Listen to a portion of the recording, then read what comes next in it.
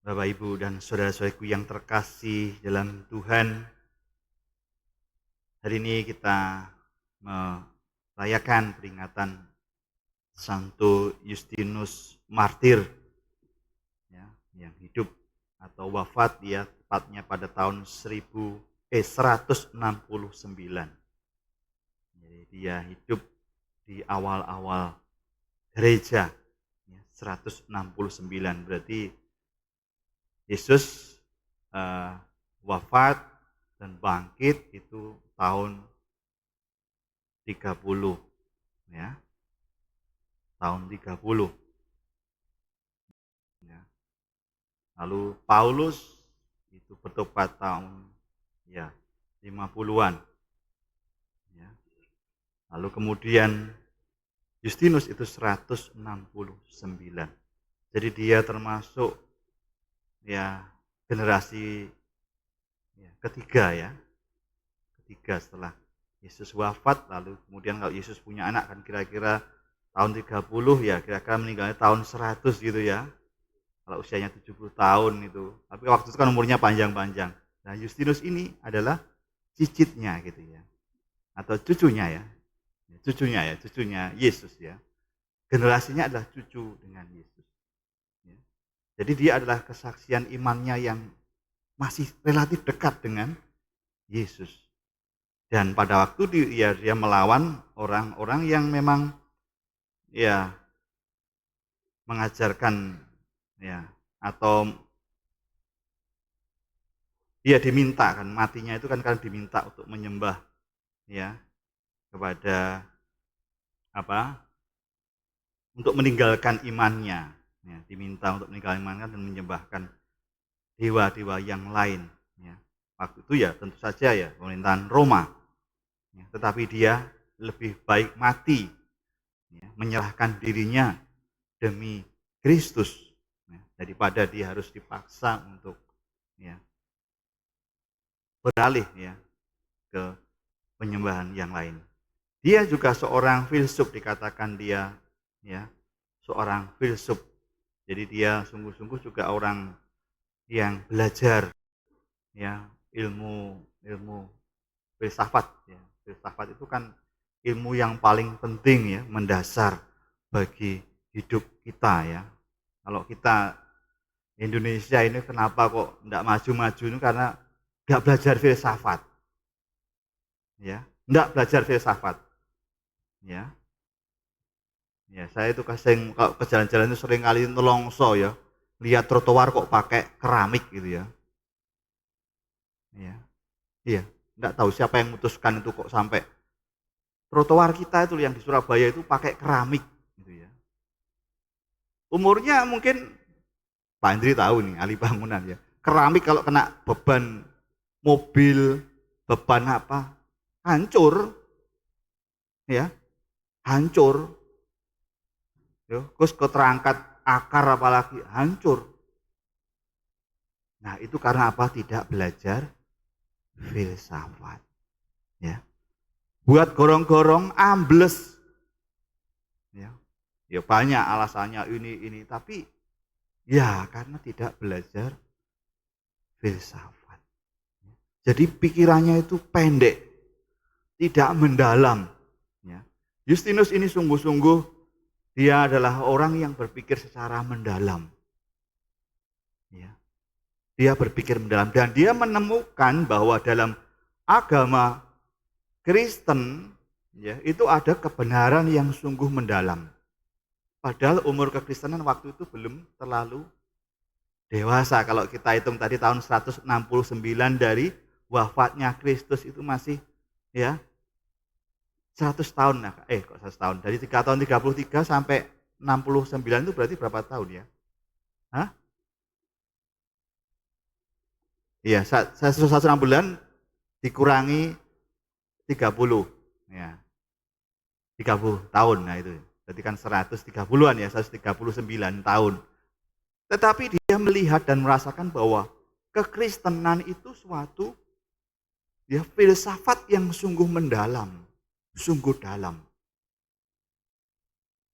Ya.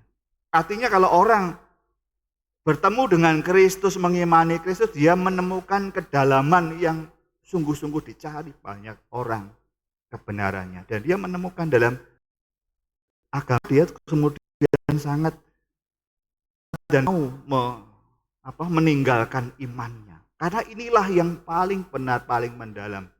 Ya. Saya kadang bayangkan, belum begitu dewasa, kekristenan masih 130 tahun ya, belum sampai ribuan tahun. Apalagi sekarang. Kalau kita hitung umur gereja sekarang, nanti tahun 2030 itu, 2030 itu akan ada peringatan kebangkitan tahun 2000 tahun Yesus bangkit ya. Bapak Uskup kemarin ngomong, ada acara yang saya lagi dan mungkin akan ada jubileum lagi. 2030 ya. Yesus ya 2000 tahun yang lalu. Artinya kan pasti semakin mendalam, semakin dihidupi semakin mendalam ya dalam ajaran-ajarannya ya, dalam menghidupi. Saudara-saudara terkasih dalam Tuhan, seperti hari ini kita mendengarkan garam dan terang ya, bahwa kita orang-orang murid-murid Kristus itu menjadi garam dan terang ya. Seringkali kita mendengarkan apa sih maknanya menjadi garam dan terang itu ya. Ini memang perumpamaan atau analogi yang mudah, tapi kalau direnungkan itu mendalam sekali soal garam dan terang. Ya, di rumah jenengan ada garam toh? Ada? Ya, kalau sampai nggak ada garam itu berarti bahaya ya. Ya. Nggak tahu rasanya asin. Ya.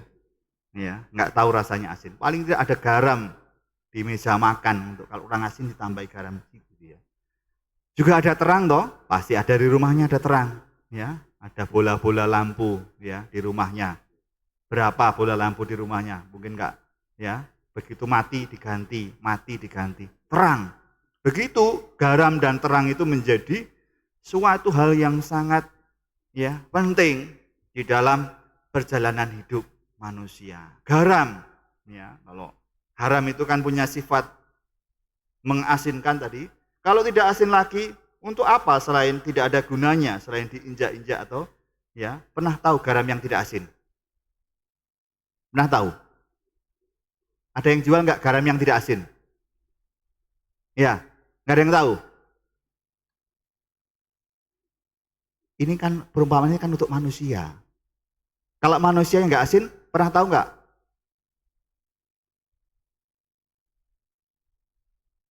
Manusia yang tidak jadi terang, pernah tahu nggak?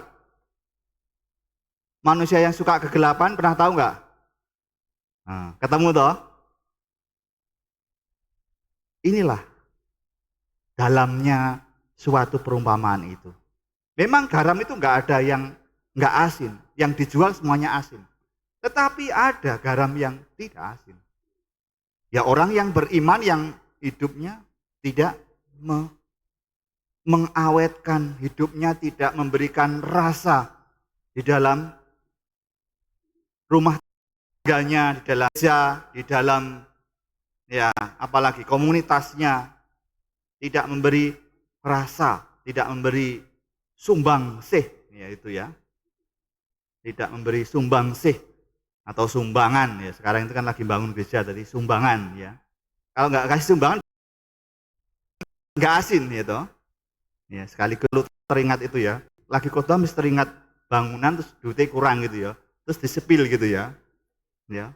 Jadi ngomong kasih pun bisa akhirnya ke sana gitu ya. Ini karena saya terbawa ya, lagi mabuk ya, mabuk duit. Ya.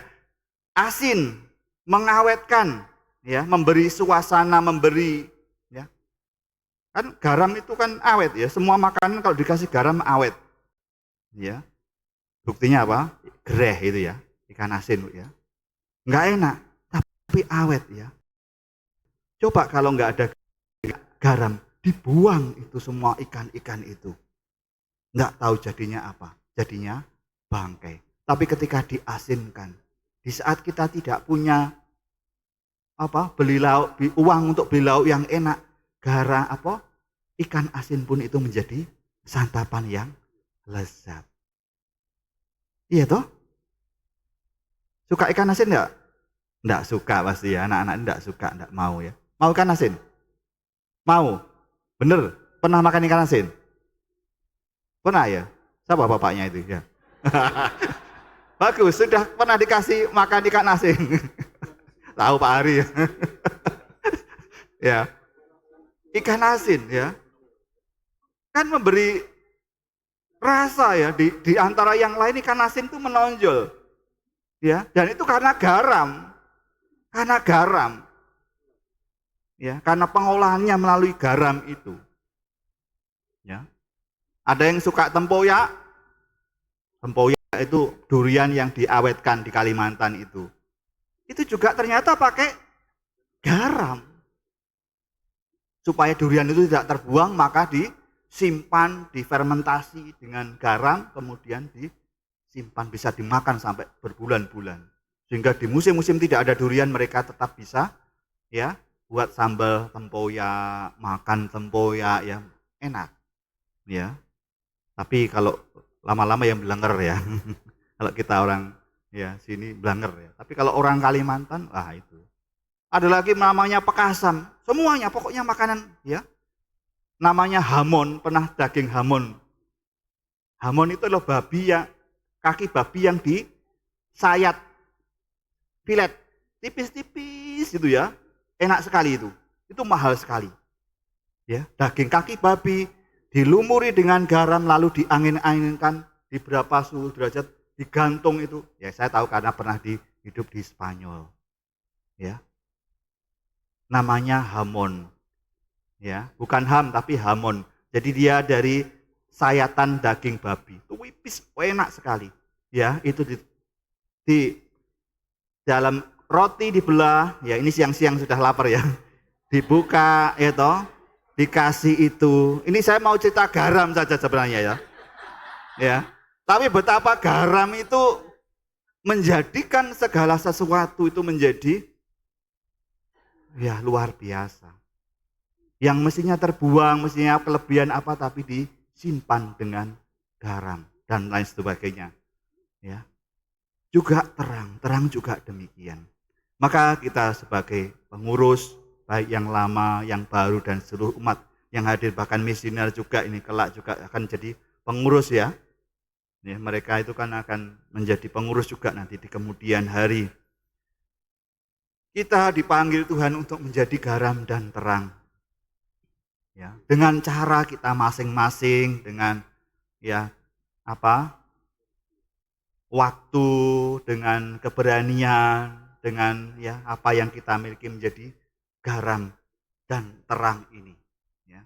Sehingga ke depan ya saya sangat berharap ya, Justinus ini ya semakin ya semangat lagi di dalam pelayanan. Ya.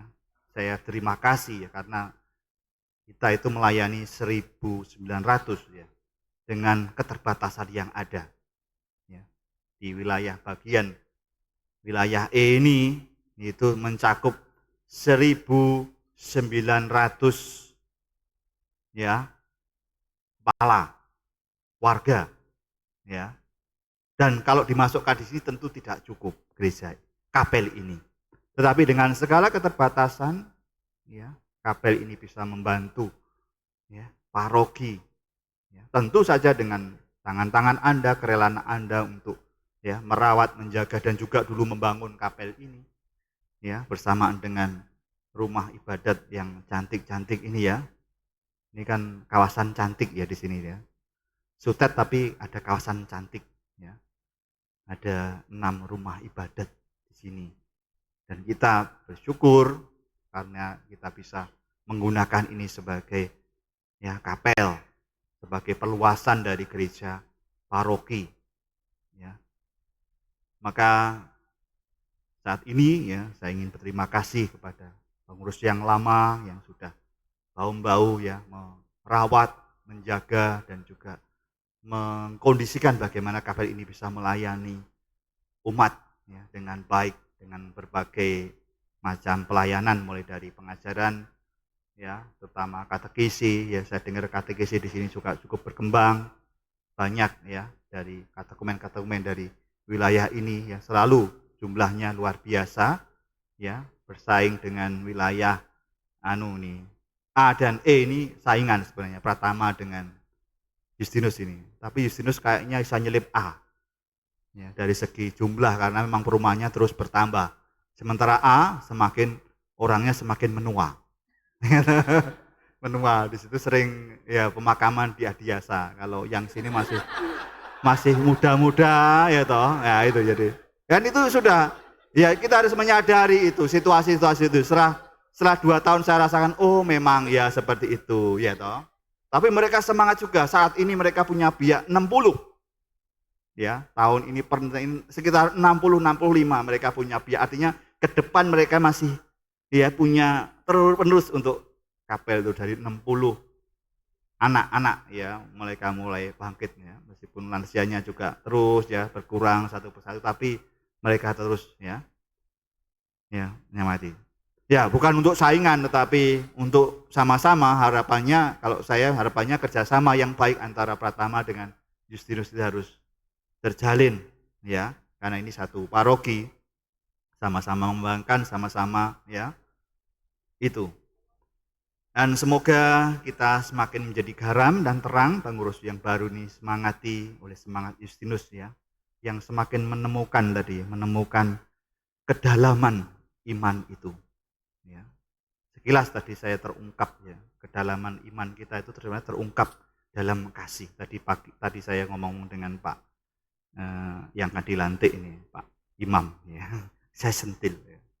Jadi memang baik kalau ya dikembangkan di wilayah ini ya, bagaimana sosial ya, sosial dari gereja kapel ini. Ya, sudah saatnya kita mengarah ke situ. Memang ini bukan paroki, bukan stasi, tapi pelan-pelan ya diadakan atau dianukan ya. Dan mungkin dari kelompok-kelompok entah Bapak Abraham, entah Wanita Yerusalem, entah apa yang memulai, tapi untuk mulai ada kegiatan-kegiatan bentuknya sosial. Entah kemasyarakatan ya, entah mungkin intern dulu lah nggak apa-apa. Intern itu artinya umat kita dulu. Ya, mengcover yang wilayah katakanlah wilayah E dulu, mungkin kan ada keluarga-keluarga yang itu mulai diperhatikan. Ya. Entah mungkin ada lansia atau anak-anak yang kurang mampu, ya mungkin mulai bisa di-cover oleh kapel ini. Ya, maka saya usul nanti ada seksi tambahan meskipun masih bayangan untuk ke arah ke situ. Ya, ke arah. Karena ke gereja kita, paroki jelas jauh. Ya Pak Hendri ya. Paroki untuk menangkup semua. Memang ada kaling-kaling, ada apa, tapi sangat jauh paroki. Nah, Anda yang berdekatan. Nah, ini mulai ke sana. Ya, mulai ke sana. Ya, membantu paroki. Ya. Saya melihat kita itu punya kekuatan untuk itu. Dan itu kalau kita mampukan untuk orang-orang yang menderita, orang yang miskin. Itulah kedalaman iman kita. Terletak di situ. Bukan sekedar perayaan liturgi, baik, ya, tapi iman itu harus berbuah ke sana. Ya. Mulai dari situ. Ya, devosi-devosi sudah mulai mungkin di sini, silakan persekutuan doa mulai jalan. Tetapi hal yang satu itu ya mari kita bangun bersama-sama. Mulai ada ya kelompok-kelompok kepedulian entah ya membantu yang di paroki ada Bapendik, ada apa, tapi mungkin bisa mengcover yang wilayah ini dulu ya, terutama lansia ya dan anak-anak mungkin yang kurang beruntung atau kurang mampu. Nah, kalau itu terjadi, maka garam dan terang itu akan sungguh-sungguh ya terjadi di wilayah E ini yang dicakup oleh kapel Justinus ya. Ini sekaligus saya mengajak kita untuk hanya berliturgi. Kan dalam buku pedomannya kan pengurus ini hanya berliturgi. Tapi mari kita juga kembangkan liturgi, tapi juga yang juga kita kita barengi juga dengan pelayanan kasih yang lain, ya, supaya liturgi kita itu tidak kering, ya, tidak kering, ya. Terus terang kering, kalau kita hanya liturgi kering, dan kata ya Nabi Yesaya itu percuma kamu mempersembahkan persembahanmu itu yang bagus-bagus, indah-indah itu, tapi kamu tidak ada kasih, tidak ada kedamaian, tidak ada pedulian kepada orang-orang miskin, janda-janda, dan mereka yang terabaikan. Itu kata Nabi Yesaya. Maka mari kita satukan itu. Bagaimana? Setuju? Pelan ya, setujunya masih direnungkan ya. Ya, setujunya pelan, tidak apa-apa, malah itu bagus. Jangan keras tapi kemudian tidak ada.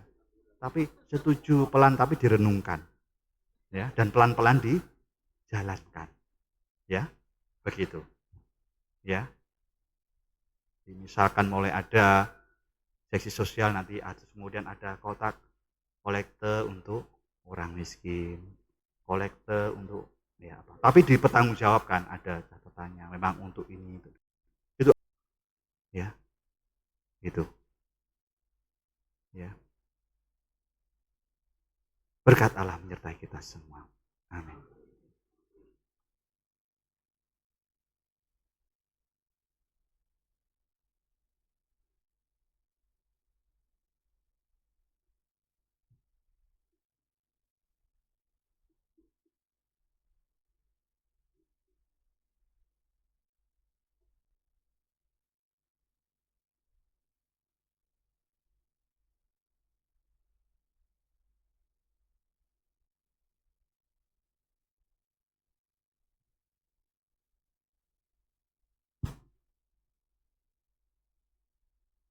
Romo dan Bapak Ibu sekalian, mari kita masuk di prosesi untuk pembacaan SK, yang nanti dari pembacaan SK akan dilantik para pengurus baru.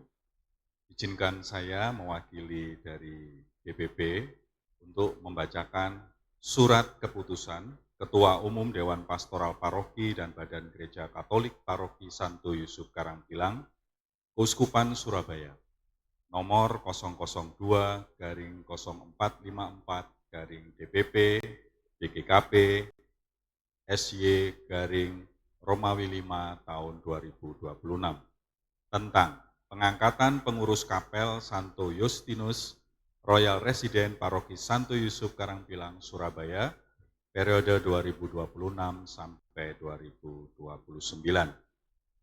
RD Bruno Joko Santoso, Ketua Umum Dewan Pastoral Paroki dan Badan Gereja Katolik Paroki, menimbang dan seterusnya mengingat 1.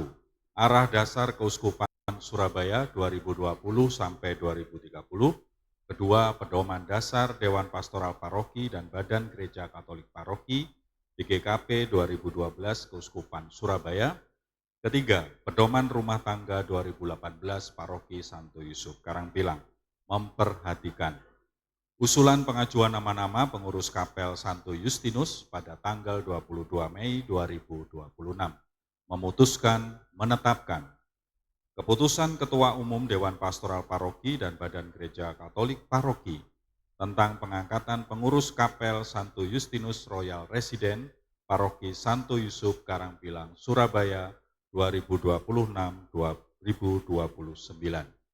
Kesatu, memberhentikan dengan hormat kapel Santo Justinus Royal Resident masa bakti tahun 2022 sampai 2026 disertai dengan ucapan terima kasih atas segala jasa dan pengabdian yang telah diberikan selama ini.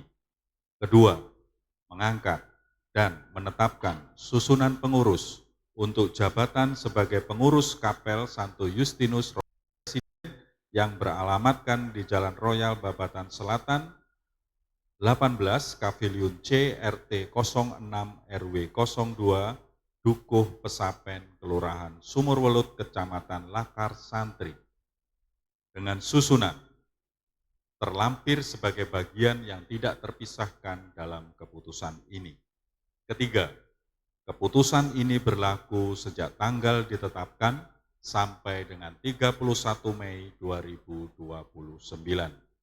Keempat, jika terdapat kekeliruan, surat keputusan ini akan ditinjau kembali dan akan diperbaiki sebagaimana mestinya. Ditetapkan di Surabaya pada tanggal 1 Juni 2026, Ketua Umum DPP BGKP Santo Yusuf Karangpilang, RD Bruno Joko Santoso. Lampiran surat keputusan Ketua Umum Dewan Pastoral Paroki dan Badan Gereja Katolik Paroki tentang pengangkatan pengurus kapel Santo Justinus Royal Residen Paroki Santo Yusuf Karangpilang, Surabaya 2026-2029. Untuk nama-nama yang akan kami bacakan, mohon nanti akan siap untuk maju ke depan altar. Pengurus inti kapel, Ketua Yohanes Imam Sayuto, Wakil Ketua Valentinus Andri Wibisono, Sekretaris 1 Yuli P. Lisyanto, Sekretaris 2 Vincentia Maria Yuliani, Bendahara 1 Lumantara, Bendahara 2 Brigita Sandrawati Utomo. Bagian 1 liturgi. M. Elizabeth Eli Setiawati.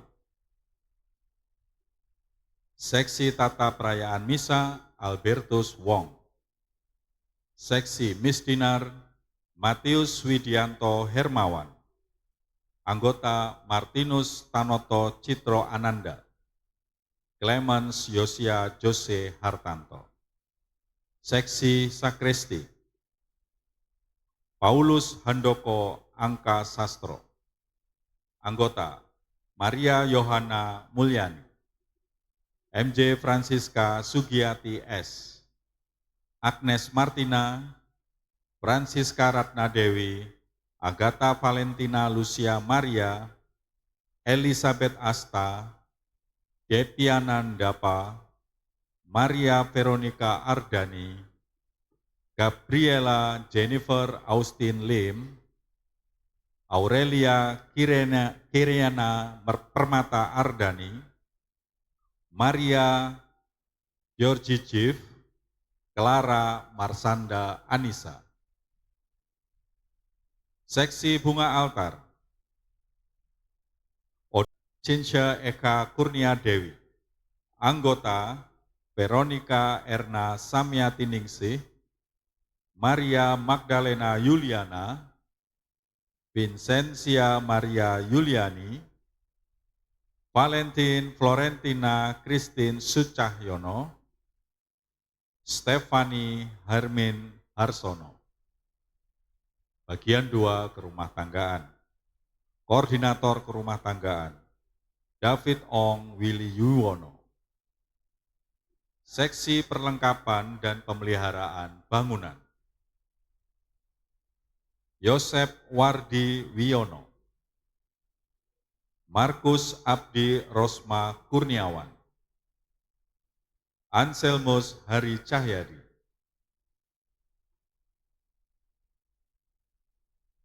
Seksi kebersihan dan ketertiban, Alusius Rubianto, Stefanus Hamijaya.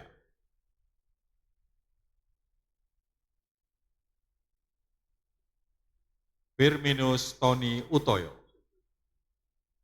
Paulus Rudi Lai. Seksi multimedia, Andri Yuwono, anggota Andreas I. Sugianto Gondo, Martinus Reynaldo, Nathanael Yudi Sanjoko, Gabriel Keitaru Arda Pratama, Alredus Pradipta Setiadi, Hardianto Pago Saremben, Yohanes Timur. Seksi dokumentasi dan publikasi, Stanley, Alexander Jason Hartono. Semuanya ditetapkan oleh Ketua Umum DPP BGKP Santo Yusuf Karangpila, RD Bruno Joko Santoso. Baik, Romo dan Bapak Ibu, mohon kesediaan untuk kemudian melanjutkan dengan pengucapan janji. Romo, kami persilahkan. Silakan saudara berbalik ke altar. Menghadap kepada Romo.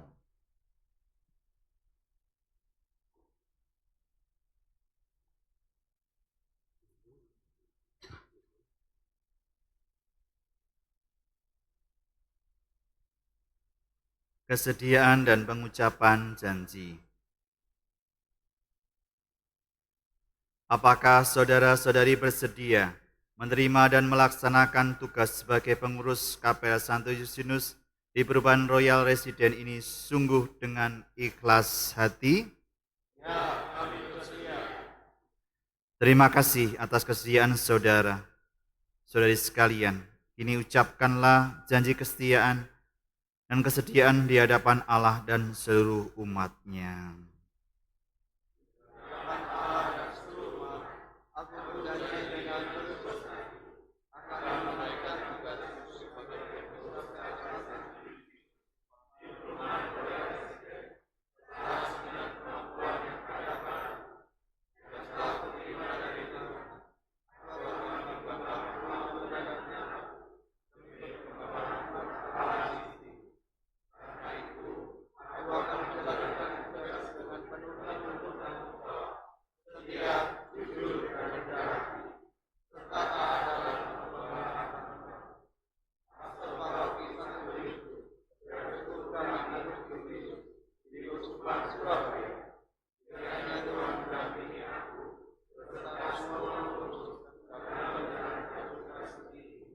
Amin.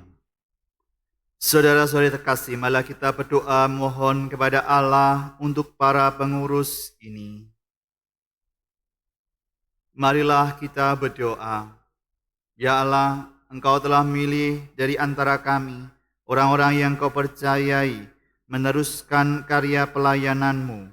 Semoga mereka mampu melaksanakan perutusan ini sama melalui hidup mereka setiap hari.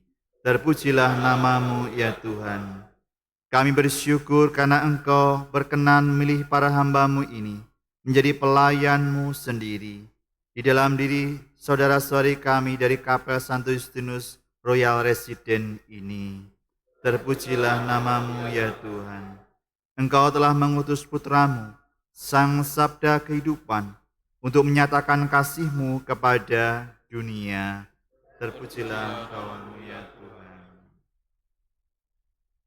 Semoga Engkau berkenan melimpahkan rahmat Roh Kudus-Mu atas para hamba-Mu ini ya Tuhan, untuk menjadi pengurus Kapel Santo Justinus Royal Residen. Dampingilah mereka dalam melaksanakan pelayanan kepada-Mu. Doronglah para hamba-Mu ini agar bertumbuh dan berkembang dalam kebijaksanaan, sama agar semakin rela menjadi pelayan-pelayan-Mu. Semoga berkat Roh Kudus turun atas para pengurus Kapel Santo Justinus ini, Bapa dan Putra dan Roh Kudus. Amin.